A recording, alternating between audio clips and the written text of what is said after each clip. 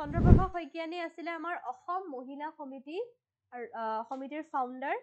লগতে she is one of the most important character যোনে আমাৰ অসমত যিটো female participation in the movement ক'ব পাৰো, ফিমেল সকলৰ পাৰ্টিচিপেশ্যনত she is the one যোনে ফিমেল বিলাকক জাগ্ৰত কৰিছিলে to join the আমাৰ যিটো স্বাধীনতা সংগ্ৰাম আছিলে তাত জইন কৰিবৰ কাৰণে মানুহখিনিক তেওঁ সহায় কৰিছিলে। তেওঁ কিহৰ লিডাৰ আছিলে?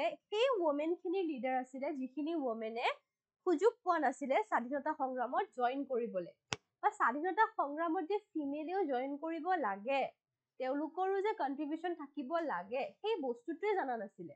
চ' চন্দ্ৰপ্ৰভা শইকীয়ানীয়ে তেওঁ আমাৰ অসম মহিলা সমিতিৰ ফাউণ্ডাৰ আছিলে, লগতে এগৰাকী ফ্ৰীডম ফাইটাৰ আছিলে আৰু ছ'চিয়েল এক্টিভিষ্ট আছিলে। লগতে she was a reformer, social reformer.